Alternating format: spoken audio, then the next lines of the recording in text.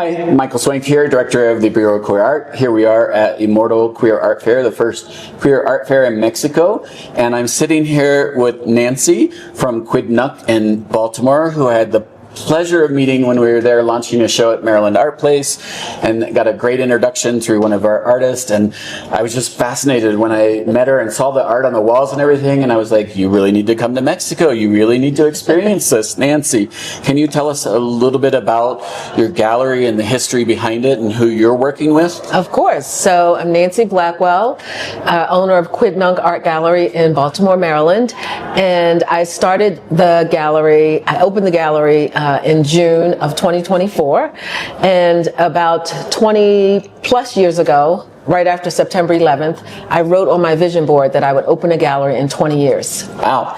And here we are. Exactly, right on time. A little late, but still right on time. And I knew that Baltimore is bustling and bubbling and expanding and growing artists unlike any place I've seen in a really long time. There are so many emerging artists in the city, and I wanted to create a space and a place where they could come and show their work and sell their work, have events, and really engage the community. I think there is a void between the artist and potential buyers, and I wanted a space where there could be that conversation so that everyone could get to know everyone. One thing that I realized just from my own art collecting is that I have lots of pieces from the same artist. Right.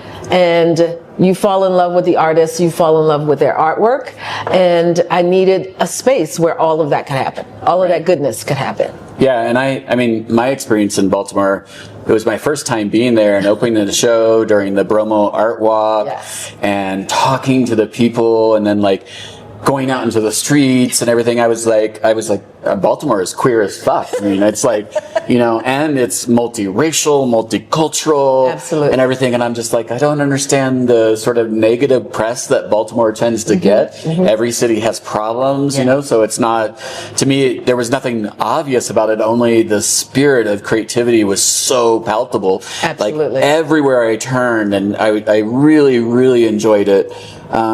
In your world, what is the significance of queer? So I think in the art space, queer is a safe space. Right. And I work with many queer artists, and they have a voice, right, and they have something that they want to say.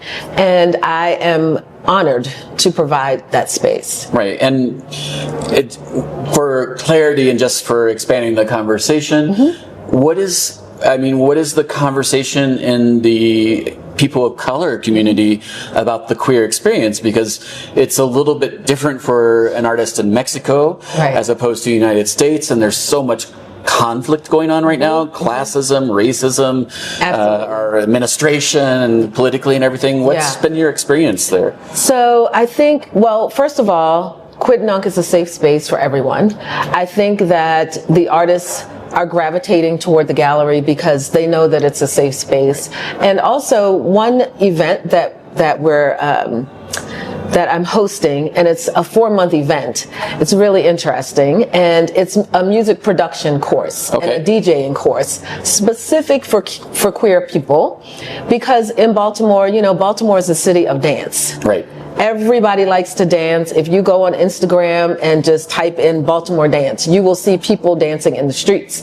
One of the things that is a challenge, many queer people don't always feel safe if they were to go out to dance. Right. So we are growing a group of queer DJs who can promote their business, promote opportunities for queer people to come and dance and feel safe. Right. So that is really, that's an event that I'm really proud of. I'm working with 2 DJs and music production folks, and I'm really, really excited about what will happen once that ends and where those potential DJs will go. And is this your first time in Mexico City? My first time in Mexico City. Tell me what it's been like for you to experience the city during this Dia de Muertos celebration. What's that like for you coming to Baltimore? I've had a headache since I've gotten here because of the altitude And the pollution. and the pollution. I didn't really think about the headache connected to the pollution. I was like, I'm just not drinking enough water. The food has been magnificent. I have eaten my way every day. It's something different. I think I've eaten more food off of the street than in any other city. It has been great. I think the one thing that stood out to me is the joy that is sort of walking through the streets. I don't know what I was expecting, but I didn't think I would have seen this much joy and lots of visitors. About an hour ago, there were 4 people from Baltimore. Right. I'm like, why are you here?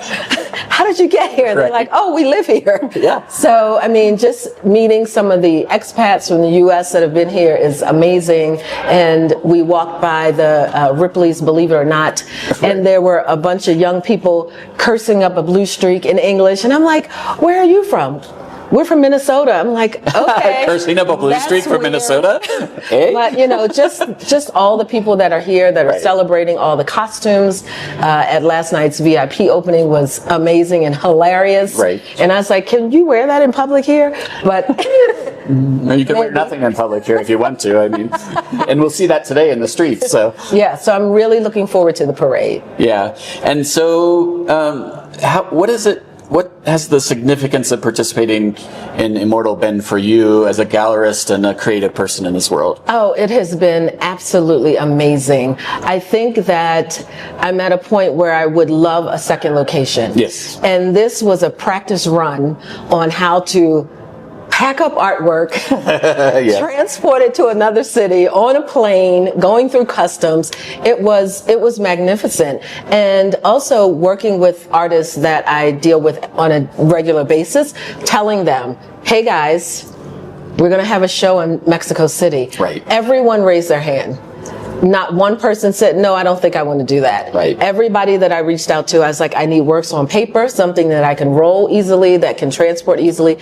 Everyone raised their hand. I'm representing 23 artists here with this show. We have, I want to say 40 plus pieces of artwork on the wall. So very exciting. Everyone in Baltimore is very excited about this connection to Mexico City. And how have you found the relationships with the other artists around you? Oh, absolutely. So there's a few artists that I plan to invite to have their work in the gallery. Lots of creativity here. Right. I don't know how many artists are here in total, but I've had a chance to talk to each and every artist.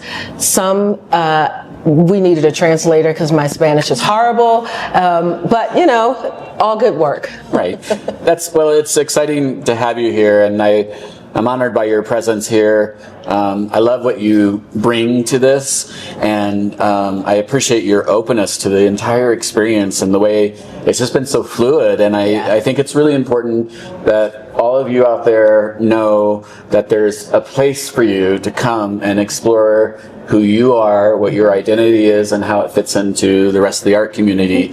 And it's just been a special and very energetic experience so far. We still have, a few more hours today. We have hours tomorrow. Yeah. And, it continues to exist. And I want everyone to know you're always invited to find yourself within the art world, that it's not as exclusive as you think it is, and that if you have the courage to put yourself out there, you will find someone who's interested in listening. And you should be able to enter into an art fair, a museum, a gallery, and find yourself in something in those spaces. Absolutely. And it's up to us to create those opportunities for people so that we can all feel safe. Yes. And I'm just super proud and happy to have you here. Thank you. Thank you.